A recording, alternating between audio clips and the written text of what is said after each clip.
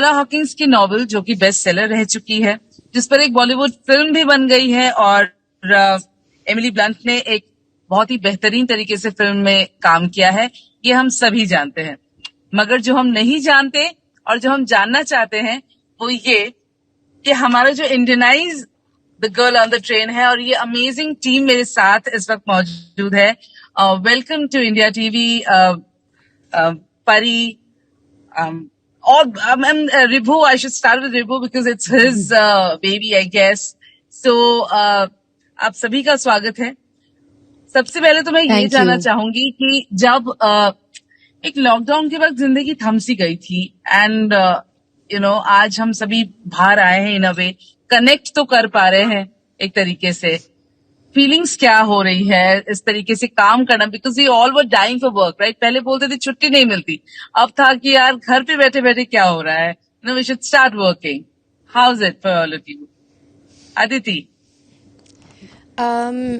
Lockdown was difficult शुरू में, but I feel like हम सब, एटलीस्ट मैं, I consider myself very very privileged, but I think lockdown के दौरान one saw what was happening around the world and in the country, and मुझे तो बहुत एंग्शियसनेस हुई, but I think I try to channel it into just being more sensitive, more generous, at least like trying to sort of grapple with what was happening around me. But I actually had a very interesting 2020 because year के शुरू में एक Tamil film आई जो बहुत success रही, फिर 2 मेरी थिएट्रिकल्स OTT पे रिलीज होके they did well, और मैं actually I was working pretty much throughout.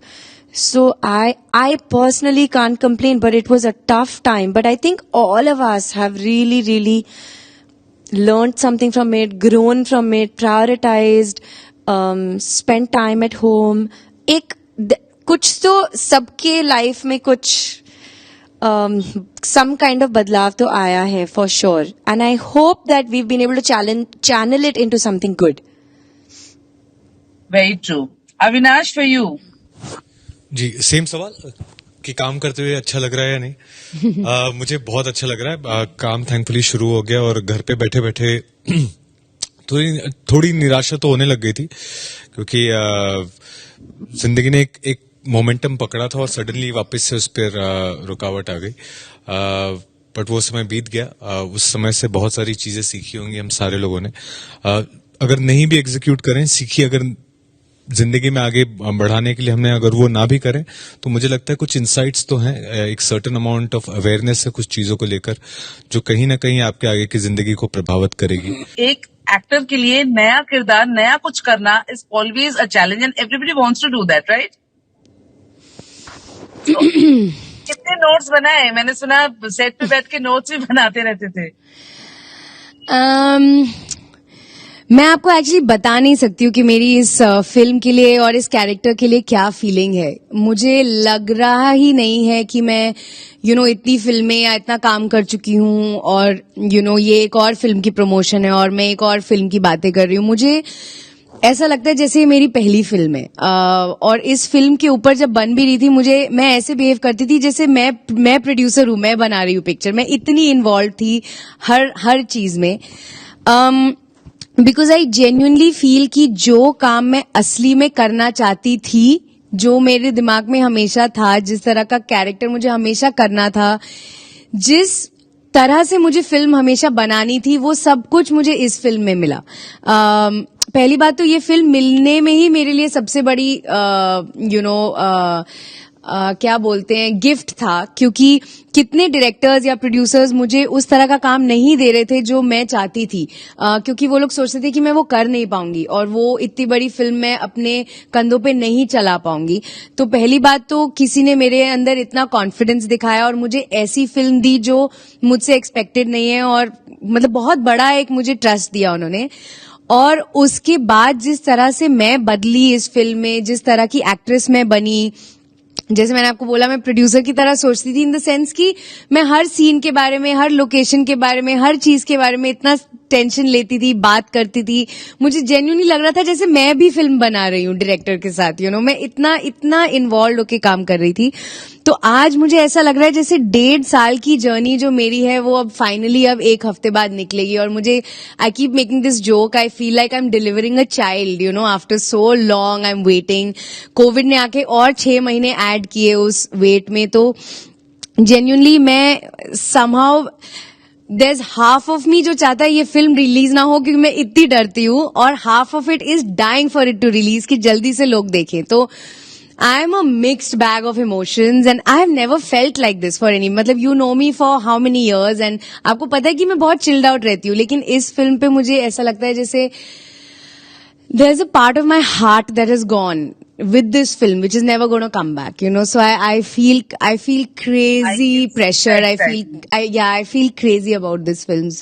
I can see the excitement and at the same time content. मुझे सब there's बात peace. करके यही लग रहा है that everybody is so happy about it. मैंने वो जब प्रोमो जितना देख पाए हैं हम या थोड़ा बहुत कंटेंट जिसमें when you are looking at a girl and she was like in a very एक पैराडाइज है. हर किसी का सपना होता है कि यार ऐसी ही जिंदगी हो, ये लड़की इतनी सुंदर है, अपने मतलब जीवन में इतनी खुश है, एंड सडनली कुछ हो जाता है.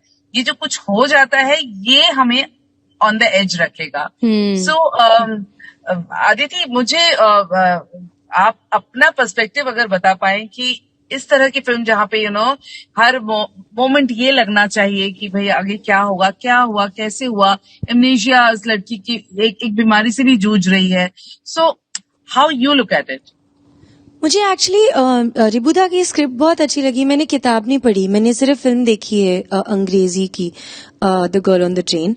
और मैंने रिबुदा की स्क्रिप्ट पढ़ी, मुझे बहुत अच्छी लगी क्योंकि जब पहले रिबुदा ने मुझे फिल्म के बारे में बताया, क्योंकि मैंने ओरिजिनल फिल्म देखी है, मैंने कहा कि मैं क्या करूंगी, ये तो it's about this girl who is on the train, it's completely through her eyes.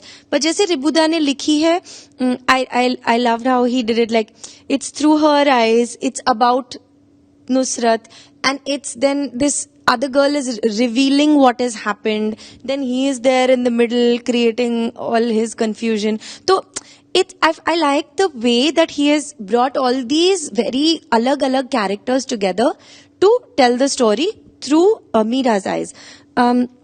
तो मुझे वो बहुत अच्छा लगा. और जैसे मैं एक्चुअली इन इंटरव्यूज के दौरान, क्योंकि कभी कभी मैं भी मतलब बहुत इंस्टिंक्टिवली कभी कुछ कर देती हूँ, मैं किसी फिल्म के लिए कुछ करना मुझे अच्छी लगी तो मैं ऐसे कर दिया. तो उस टाइम मैं इतनी हेक्टिक फिल्म्स करी थी, वो भी लव स्टोरीज, और 50-60 दिन का shoot, full like involvement. And ये film I almost did as if कि मैं, this will be a nice break, it'll be different for me, but it is a very intense film.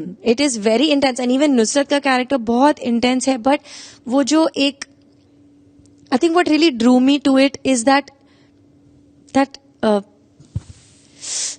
एक fairy tale perfect life that you literally hope for somebody and that you see in somebody and that you want.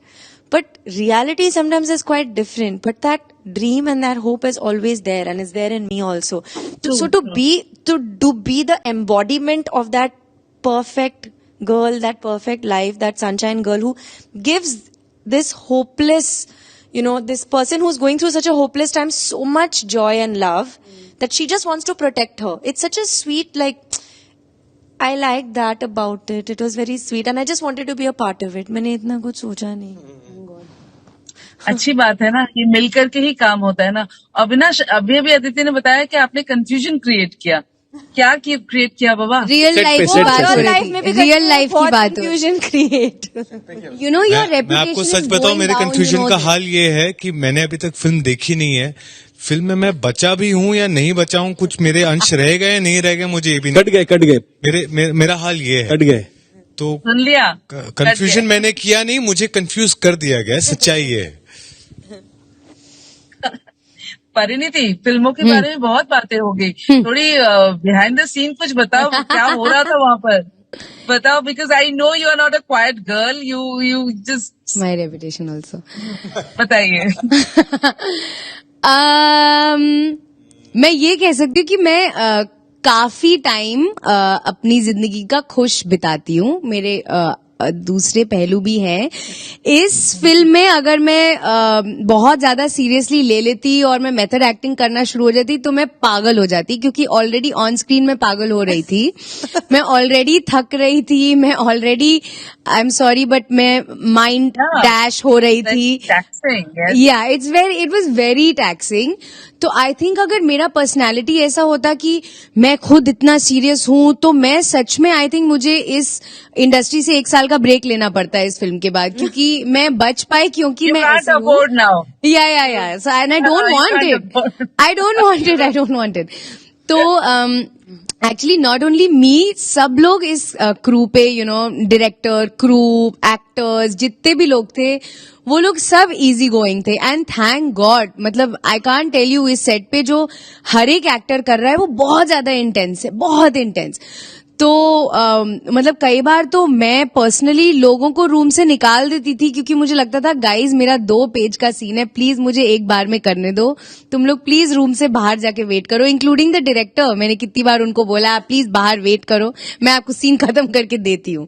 Just because that was the only way. Otherwise हम लोग 2.5 महीने के boot camp में थे, acting के boot camp में, तो there was no वे कि हम लोग सीरियसली ले पाए. लेकिन आई मस्ट से मेरी दूसरी फिल्मों से ये चीज बहुत अलग है कि मैं बहुत सारा होमवर्क घर लेके जाती थी. मैं एक्चुअली गाड़ी से ही प्लानिंग शुरू कर दी थी जब मैं वापस जा रही थी कि अच्छा अभी मुझे ये करना है, मुझे ये करना है. मैंने प्रोडक्शन से एक बहुत बड़ा मिरर अपने कमरे में लगवाया, क्योंकि लंदन के कमरे आपको पता है तो उधर था नहीं. मैंने बड़ा सा मिरर लगवाया, उसके सामने मैं वॉकिंग प्रैक्टिस करती थी, और जब मतलब मैंने दारू पी है उसके बाद मैं कैसी दिखती हूँ, ये सब प्रैक्टिस मैंने कभी इतनी शिद्दत से काम नहीं किया जितना मैंने इस फिल्म में किया. And I genuinely feel like it's changed me as a person in life, it's changed me as an actor. मैं बिल्कुल अपने आप को अब अलग फील करती हूँ, and I am not that same girl of 10 years ago anymore.